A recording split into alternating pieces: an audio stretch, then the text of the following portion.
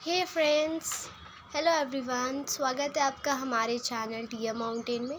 तो आज मैं आपको कबीर की साखियाँ बताने जा रही हूँ जो एनसीईआरटी बुक से है, क्लास 9th के।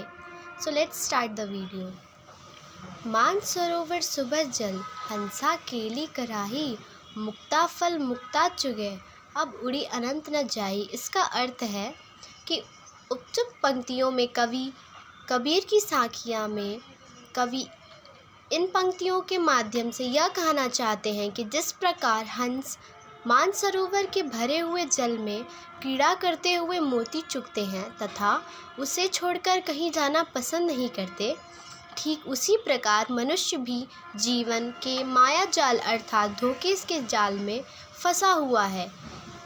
इससे यह प्रतीत होता है कि हमें अपनी शक्ति को पहचानना चाहिए। अब हमारा दूसरा है, प्रेमी ढूंढत मैं फिरो, प्रेमी मिले न कोई, प्रेमी को प्रेमी मिले, सब विष अमृत होई। इसमें यह कहा गया है कि हमारे इस संसार में बहुत से भक्त हैं जो भगवान की तलाश में घूम रहे हैं। इन पंक्तियों के माध्यम से यह कहना चाहते हैं कि प्रेमी रूपी ईश्वर को ढूंढना बहुत कठिन है। कवि ईश्वर को हर जगह तलाशते हैं परंतु सफलता हाथ नहीं लगी। कवि का मानना है जिस प्रकार प्रेमी रूपी ईश्वर हमें मिल जाएगा तब तक कष्ट रूपी सारा विश्व सुखी रूपी अमृत में बदल जाएगा। और हमारा तीसरा है, हस्ती चढ़िए ज्ञान को, सहज दुलाची डारी, स्वान रूप संसार है, भूकन दे झकमारी। इसका अर्थ यह है, मैं आपको बहुत ही साधारण लैंग्वेज में आपको समझाना चाहूँगी।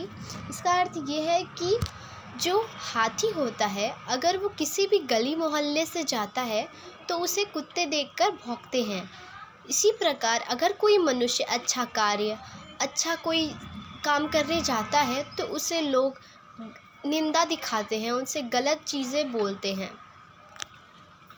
हमारा आगे का पैराग्राफ है, पका पकी के करानो, सब जग रहा भुलान, निरपक होई के हारी, भजे सोई संत सुजान। इसमें उक्त पंक्तियों में कबीर कहना चाहते हैं कि सही मानो तो सच्चा मनुष्य या संत वही है जो बिना किसी भेदभाव के अर्थात ईश्वर की भक्ति भजन में लीन है, वरना लोग ईश्वर को भुलाकर पक्ष विपक्ष की भूमिका निभाते हुए आपस में लड़ रहे हैं, ईर्ष्या की भावना रखते हैं।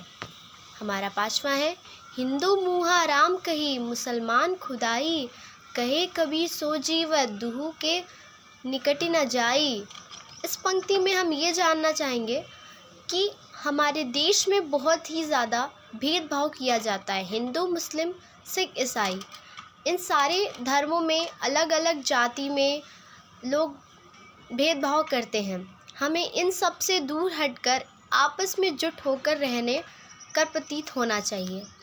हमारा छठवां है, काबा फिरी काशी भया, रहीमा भया रहीम, मोट चून मैदा भया, बैठी कबीरा जीम।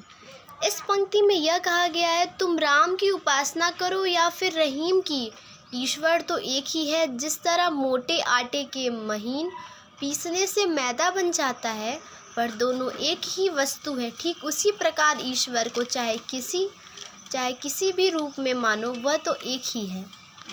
हमारा सातवां है और वो आखिरी है, ऊंचे कुल का जन्मिया तो करनी ऊंच न होई, सुबरन कलश भुरा, साधु निंदा सोई। मनुष्य अपने कुल से नहीं बल्कि अपने कर्मों की वजह से जाना जाता है।